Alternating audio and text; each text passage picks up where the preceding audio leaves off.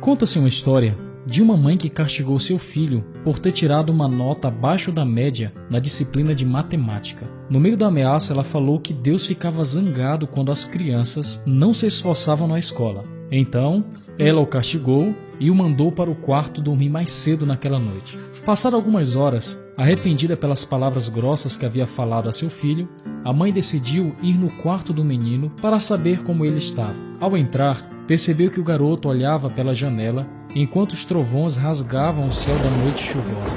A mãe percebeu que o menino ainda estava chorando por causa do castigo. Preocupada, a mãe perguntou: "Filho, por que você ainda está tão triste?"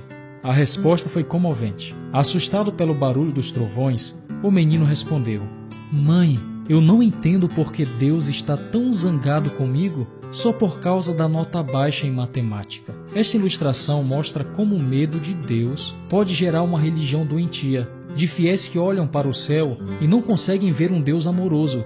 Antes, o enxergam apenas como um juiz implacável, sempre disposto a castigar os desobedientes. Neste contexto surge a necessidade de se diferenciar dos conceitos que às vezes são confundidos: o medo de Deus e o temor a Deus. Primeiramente, Deus não quer que seus filhos tenham medo ao se aproximar dele, mas ao mesmo tempo, ele exige que seus seguidores o temam. Qual a diferença? Bem, ao passo que o medo deriva da ideia de um Deus cruel e vingativo, o temor, no entanto, está relacionado ao respeito que a criatura deve ter ante a grandeza de seu Criador.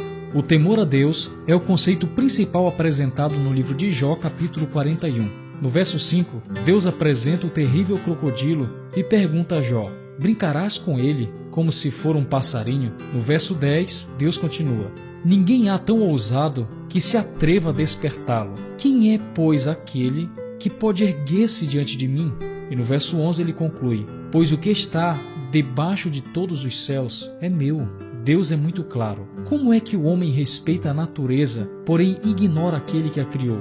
Existe um antigo conceito que diz: nenhuma obra é maior do que o seu artista. Da mesma forma, se ao olharmos a vastidão do nosso planeta, a complexidade da vida, a infinidade de estrelas, astros e planetas, é comum se apoderar de nós um sentimento de perplexidade ante a grandeza do mundo que nos cerca. Porém, Deus nos desafia a pensar que muito maior do que a criação é o Criador.